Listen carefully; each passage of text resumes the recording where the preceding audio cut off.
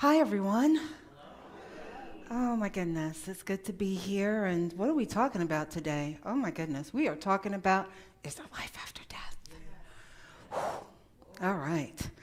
I'm just picking all the tough topics to talk about this month. Well, this month we really wanted to kind of look at what our beliefs are around these things because it drives us. And until we kind of undo it, we don't really have an idea of what's really pushing us to say and do and be the things that we are. So we're going to talk about this today. So I guess my first question is, does anybody struggle with the idea of death? Show of hands. Okay, look around. Keep your hands up. Look around, because you're not alone. This is why I do this. How many of you are slightly afraid of your beloved or your child or your significant person passing? Okay. And then when you think about yourself not being here anymore, dying, does it freak you out just a little bit? Yeah. You're not alone. And I ask you these personal questions because so often we live in our head and we think it's only going on in here. You know, and that's why we have spiritual community, because it reminds us, oh, I'm not alone. This is happening with everyone. We're just being honest about it. So I want to tell you that when I was a kid, I used to have panic attacks about dying. Anytime that I thought that I would die, massive panic attacks to the point where I would have to crash into a wall to stop the panic. So that's how bad it was. And I'm really happy to say that I don't have that anymore. So let's do the work. It's not a surprise that many of us struggle with the thought of dying. You know, we think there's such a finality, we place labels on it. So we're like, when someone's died, that's it. It's over. And then if someone we think has died before their time, then we have other labels. Like, they were so young. They still had their life ahead of them to live. How could this happen? And as a society, we really think that death is the worst thing that could possibly happen. And I'm here to tell you, it is not the worst thing that could ever happen. Death is not the end of us. Our soul lives on. Our soul is eternal. So I just kind of want to set that with you. You know, my grandmother, when I was young, she would tell me the stories about when she was young and into her teenage years. And she told me stories about when people died in the family. They usually died at home. And the family would then wash the body, dress the body, and then put that person out for people to view. And everyone would come over to their homes. There would be eating, there'd be drinking, there'd be laughter, there'd be tears, there'd be telling the stories, right? Telling the jokes. But what that did is there was a ritual around it to honor that person as well as give us closure to it. You see, death was a part of life then. Do you hear me? Death was a part of life. Everyone got that it's just the cycle of life. And then, about 8 years ago, my grandmother was 89 years old, and she was in hospice, dying. And no one in the family wanted to tell her that she was dying. And I'll just say this quick joke. We were telling her that, you know, she needs to go to hospice, and she's like, I don't want to go to hospice. Everybody dies who goes to hospice. You know, and it's because they didn't tell her.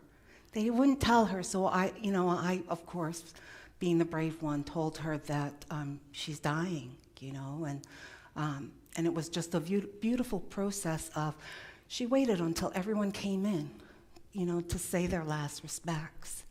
But what I found really interesting was my grandmother was afraid of dying. At 89, she was afraid of dying. Why? because death had become so separated from life, like most of us, right? Death is a very separate entity. Like it's not part of our lives. And so when death happens, we're traumatized for the most part. We are so traumatized and devastated, and for the most part, we don't even know how to handle it, right? Because it's been so separated. And so, it was just really heartbreaking to watch this woman who was so filled with faith, struggle with releasing her body. But that's what happens when we separate this thing called death from our lives. Because what she forgot was that she's more than her body and her mind. And what we often forget is we are more than our body and our mind. We forget what our purpose is. We forget that our soul is actually the essence and truth of who we are. And our soul's mission really is to create experiences for our highest good. That's what it's here for. So we've been so conditioned as society to see success as good and failure as bad. And we'll do everything in our power to prevent ourselves from failing. And yet I'm here to tell you the deepest failures I've had has shifted my consciousness in magnificent ways. All right, so that's the reality. There's this book that I used years ago. It's called The Afterlife of Billy Fingers. Has anybody here read it? Okay, two. Yeah. It's a real kooky little book. And I don't buy everything, but there are pearls of wisdom in there that it's worth the read, especially if you're trying to come to terms with someone who from the outside looks like their life was a failure, but it really wasn't. So this story, The Afterlife of Billy Fingers, is written by Annie Kagan, and that was Billy's sister. You see, Billy was an addict. Such an addict that he also did time for drug dealing, and towards the last part of his life, he was homeless. And his sister had separated from him because she just couldn't try to save him another time. She knew that she would drown if she stayed in that. And so she had a lot of guilt from separating.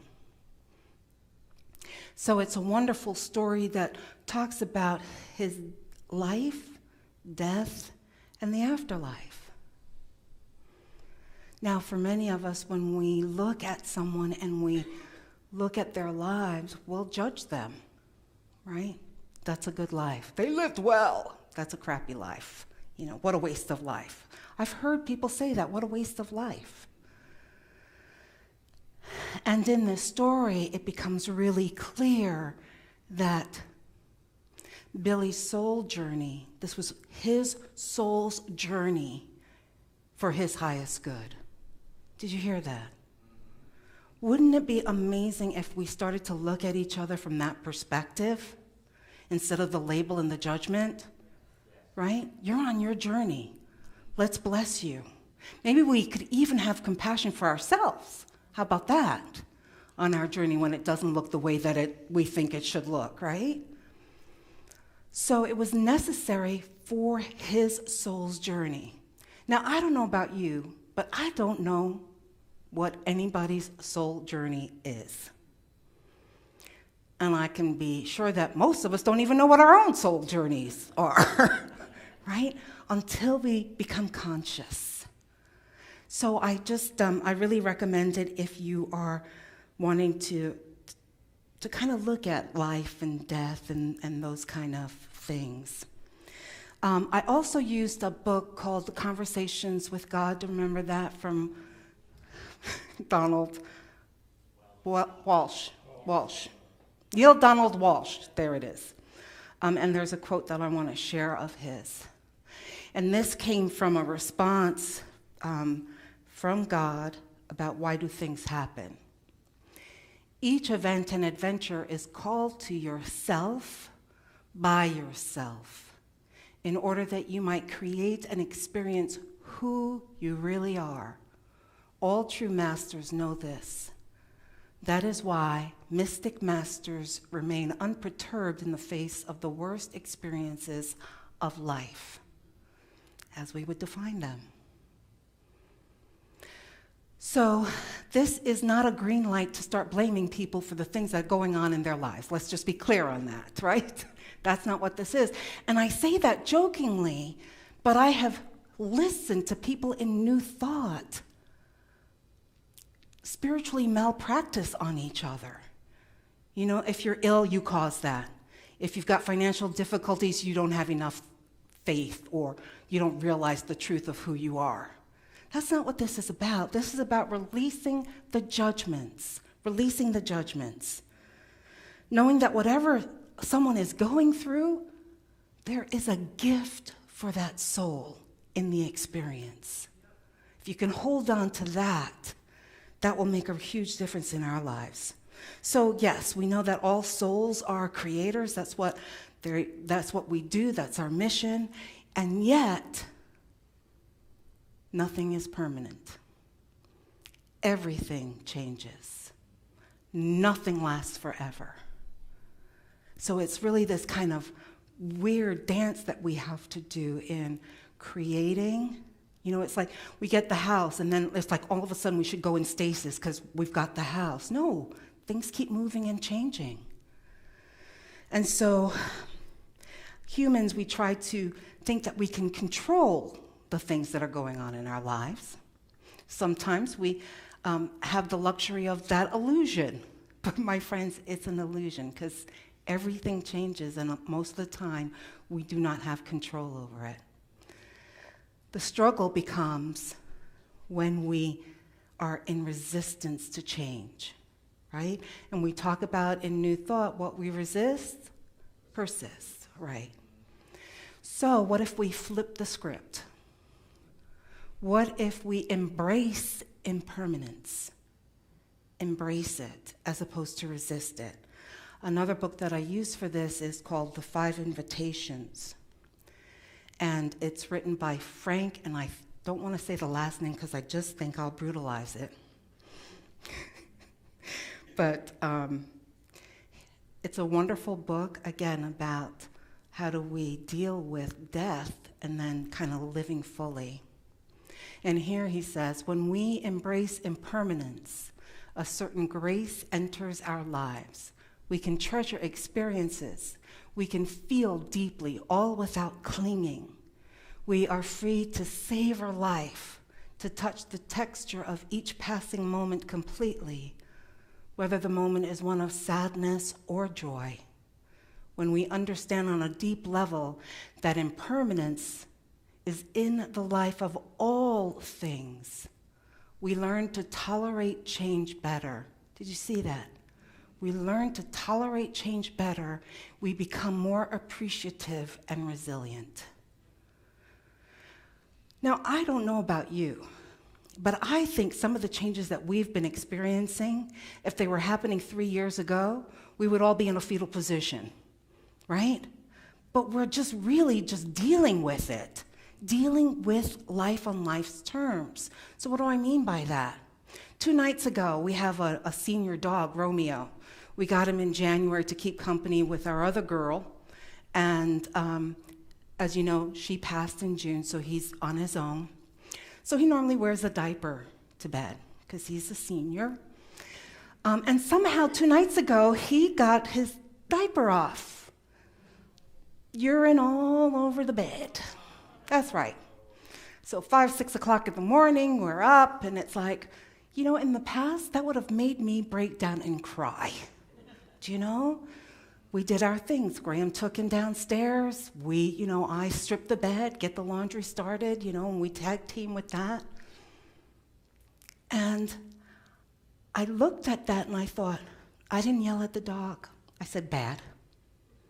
And he just strutted around like he was the best thing in the world. Like he did such a good thing. And then we had to camp out in one of the guest bedrooms, and he's like, "A camp out, yes!" And he's all there. And I think it's because I've just spent the last year losing one dog, 2 months ago losing a second dog, and now I'm seeing he's on his decline, And one of the things that I realized, with the first dog that was dying, Ziggy, was I was so angry. I was so angry with him. And I remember, talking to my therapist on the phone. I'm like, I love this little guy, and I'm just so angry with him all the time. And it was like, you're going through anticipatory grief. And it was like the magic phrase, because once I got that, it was almost like, oh, you poor baby, let me be present to what is going on now, as opposed to this fear of losing him when he's still here with us, right? So everything does end. Nothing is permanent. And how do we live? By being in the moment. By, with Z, I had a couple more months, and it was like, okay, here's an ice cream, and, all these goofy little things, right? But really being present to it and savoring it. So I'm suggesting that embracing impermanence brings us true freedom. And that's where all the possibilities happen in that. So before you're like, oh my God, could this be a little bit more depressing? I want to tell you, the good news is that our souls live on. Our form may change, but the essence of who we are is immortal. We're always there.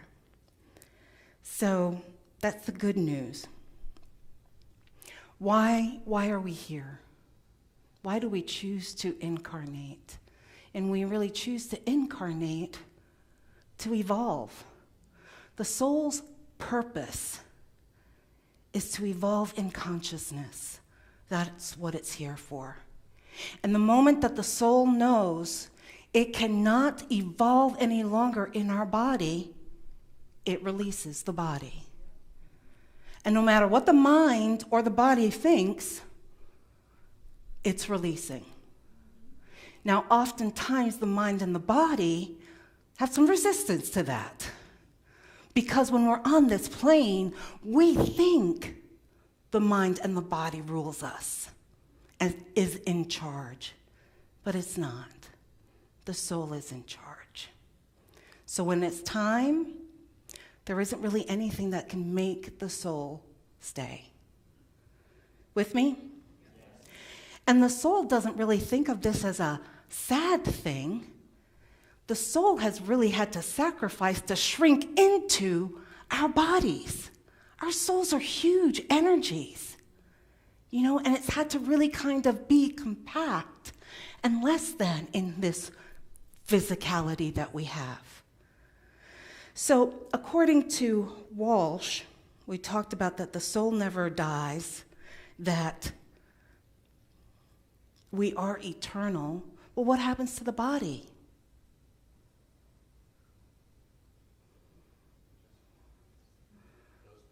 It goes back. Where does it go back to? To the earth, right? Yeah. So death is the body is no longer functioning. The organs are no longer functioning. It's not growing. And if we are not growing, then what do?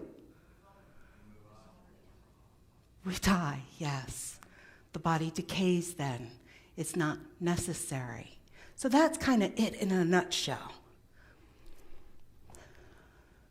But I want to point this out, once again, from Conversations with God.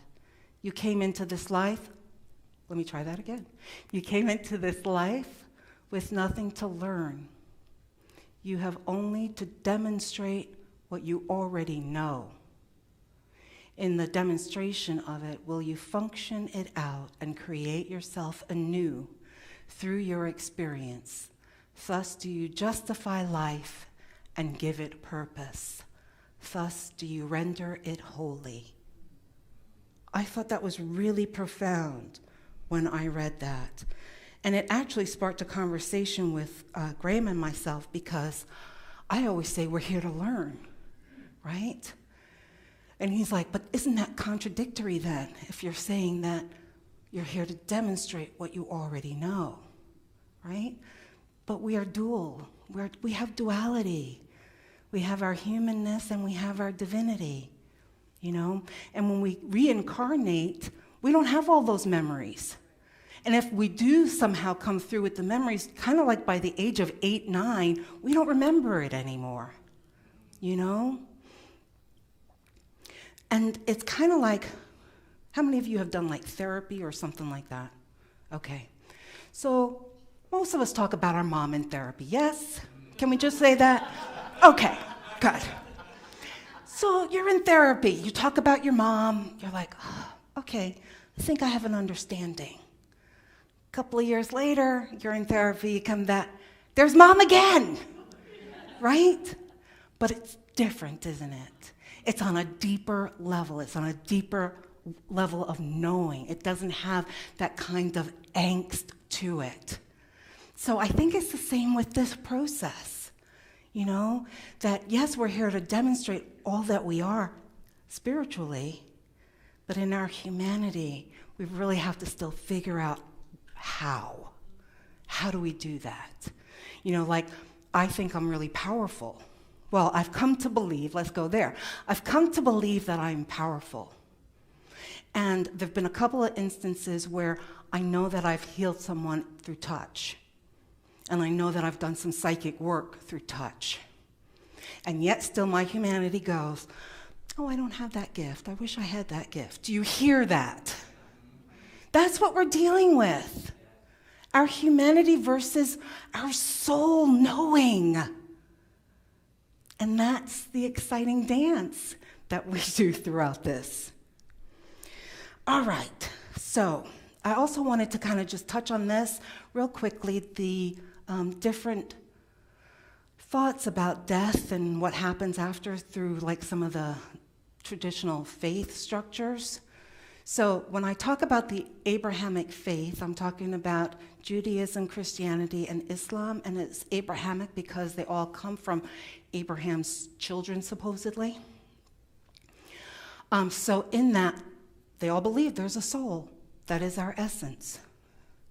They also believe that we'll be judged on our good deeds or not so good deeds. And they all believe that if you've done enough good deeds, you go where? Heaven. And if not, hell. Yes, that's correct. Good one. Yes. And to make matters a little bit more confusing, the Catholic Church in the 1600s created purgatory. What? What's purgatory? Well, purgatory is that place in the middle. You're not bad enough to go down, and you're not good enough to go up. So you're in this place of limbo. But the good thing is, your family can purchase your freedom from limbo. Yeah. Okay. So then let's look at Hinduism. Hinduism, they do believe that there is a divine part of us as well, and they call the soul Atman. Atman, and that there is, through the Atman, we're trying to connect with the universal soul known as Brahman. And then last, we have Buddhism. Did you know Buddhism does not recognize that we have a soul? No, they don't. That surprised me.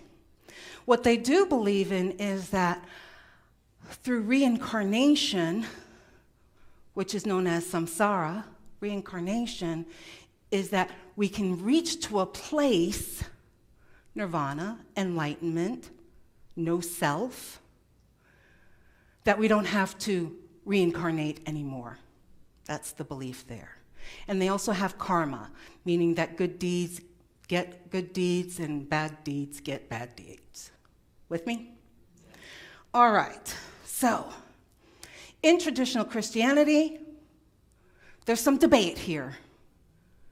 They all believe that there is a judgment, that somehow there's a judgment on your good deeds and your bad deeds, right? So in Judaism, Islam, Christianity, a lot of the major ones. The problem comes of when is judgment. Some people teach that judgment happens as soon as you're dead. You're lifted up and you go through that process, while others teach that it's not till Judgment Day. See how we connect all these pieces together? Judgment Day. It's not until Judgment Day when everyone is risen and everyone is judged, good or bad. All right. But do we believe that in New Thought? Thank you, Donald. I love how you said that loud and clear. No, we do not believe that. We believe that that idea of judgment really is a human construct. We believe God is love and that we return to love. That's it. God is love and we return to love. We return to oneness. So, there's also been a little bit of research behind that idea too that bolsters our idea of it, in that there have been quite a few people who have gone through the process of near-death experiences known as NDEs. I'm sure you guys have heard of that, right? And so they've done a lot of research where people express that they're going through either a tunnel or just darkness, and then they go into the light. And when they're in the light, what happens? Angels greet them. What else happens? They just feel at peace. They feel love. What else? They see all of their family members who have gone on before them. And I'm saying including pets, because that's a thing there too. Right. So I know that I've shared a lot of information about death, about dying, about what happens after. But I also want to emphasize that in our humanity, it's really important that we give ourselves permission to grieve, because we're human. And in our humanity, when a beloved dies, it's a huge loss for us. And we must give ourselves permission to feel it. Grief is part of living. Did you hear that? Grief is part of living. And so ours is to be with it, to feel all the tears, to feel the sadness, and not be apologetic or hide out from people because we're feeling it. It's our humanity. So I just really want to make sure that you're aware of that, give yourself permission for it. And that was the reason that I wanted to do the grief circle afterwards, so that we can just kind of fine-tune that a little bit and get people to talk about the experiences that they're going through. All right, so this was not an intellectual talk, even though I know I gave you a lot of concepts. What the purpose of this is really to understand, I guess, the process of death, but also that it's part of life, you know, and that we don't have to keep it so separate from ourselves that it becomes such a traumatic event when death happens. Because guess what? We're all gonna die. We are all going to die. Now, remember, I started off with, I used to have panic attacks about my own personal death.